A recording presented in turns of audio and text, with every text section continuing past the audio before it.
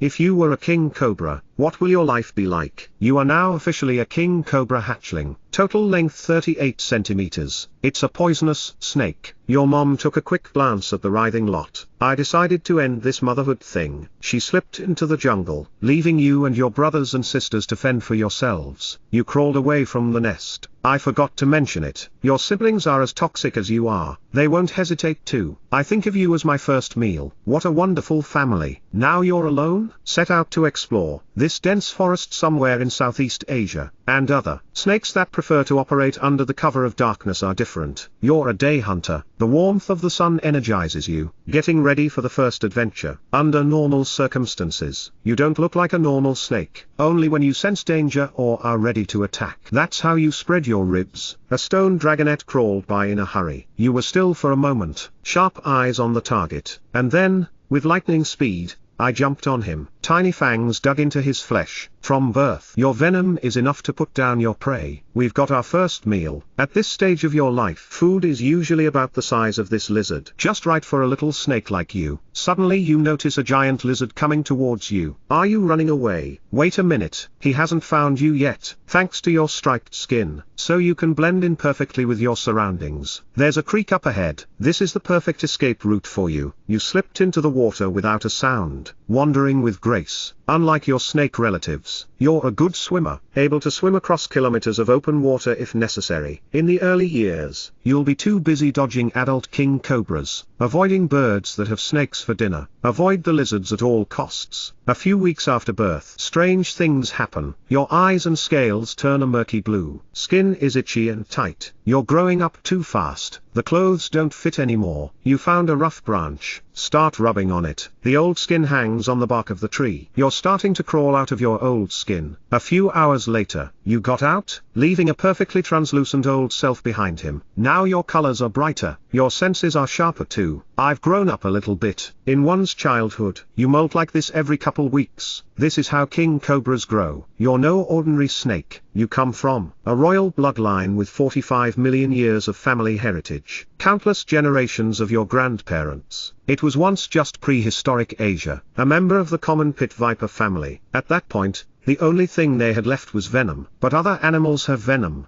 too. It takes something special for your ancestors to do that. As a result, some smart guy in your family found, spreading your ribs makes you look bigger. In those days, snakes that bulge have a better chance of survival. After millions of years of evolutionary adjustments, the ribs around your ancestors' neck got longer. Greater flexibility. The rib body muscles and lateral upper rib muscles also gradually form. Make them comfortable with this new skill. About 20 million years ago, neck picae is taking on its first dimensional shape. Your ancestors, starting to show off new looks on prehistoric altars. Those leather-wise wider and more striking. It scares off predators. Attractive to potential spouses. It's a 2-for-1 deal. Despite the fact that you have a royal head street, but you're not related to a real cobra. You're more closely related to the mamba. You and that cobra don't see eye to eye. A little fan around the neck and you look good on your own. Scientists call this phenomenon convergent evolution. While other snakes are perfecting their ambush techniques, your family chose to become active hunters. My eyesight's getting better, and a sharper sense of perception, and evolved. The venom is specifically designed to kill other snakes. As our ancestors continued to perfect their neck skin wisdom, show that venom is evolving in tandem. In their venom, evolved a special pain-killing toxin. This deadly combination, let the predators learn their lesson. It's not a good idea to mess with the skin on your neck. At 1 year old,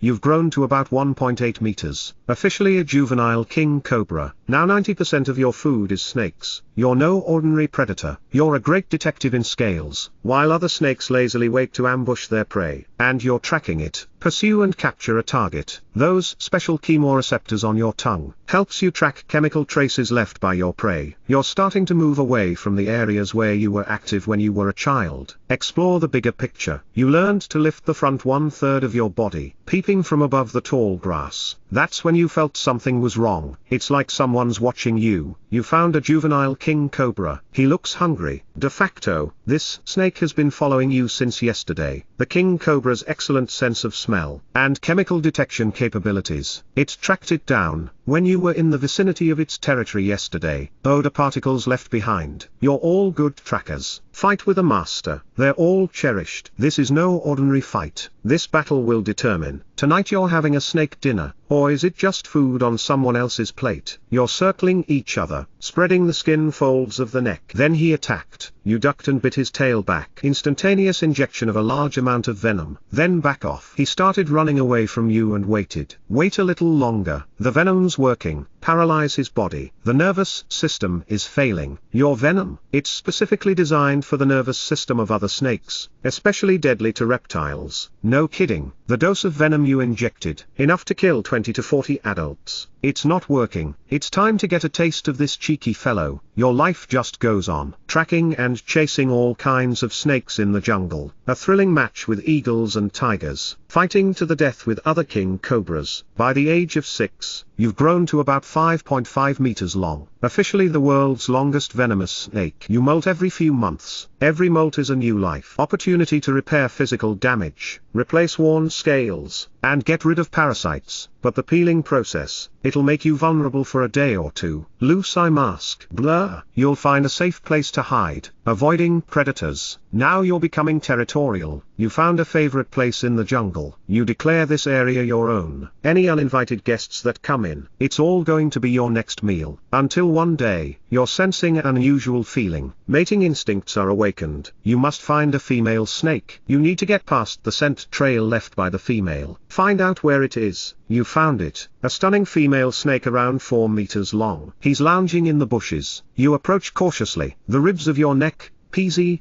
move slightly in anticipation. That's when another competitor came along. You're all tangled up in each other's arms. Both want to pin each other to the ground. When showing the neck skin, your special ribs are expanding and contracting. Make yourself look as good as you can. The female snake watches carefully from the sidelines. Its choice depends on the outcome of this fight. You win. The courtship ceremony begins. It's a slow, spiral dance of body entanglement. When it's over, you have to leave. In case the female changes her mind, think of you as a post-courtship snack. If you were a female snake during the mating season from January to April, your body enters a state of physiological readiness. Release of pheromones through the skin, leaving a chemical signal, attracting male snakes in the neighborhood. When it's over, the male snake leaves. You start focusing on finding the perfect spawn location. It'll take you days, actively seeking in their own territory, swimming through streams, scrutinize each potential nesting site. At last, a cozy jungle floor with just the right amount of moisture caught your eye. You collect leaves and debris. Careful nest building. You know, king cobras, it's the only snake that builds a nest before it lays its eggs. Pre-spawning, you'll have a special molt, i.e. prenatal molting. This molt marks an important physiological stage. Your body takes the energy it needs to grow, transferred to reproduction. This new layer of skin, to hold on for the next few weeks of nest protection, irreplaceable. When the nest is ready, you'll lay 30 to 50 eggs, and then began 70 days of strict guardianship. No snacks, and no rest. When the baby snakes hatch, your job is done. Let them face the world alone. Their destiny is in their own hands. Slippery hands. Ends in April. The mating season has come to an end. You're back to normal. Continue active hunting, patrolling land and water, defending the territory. Years have passed. At 20,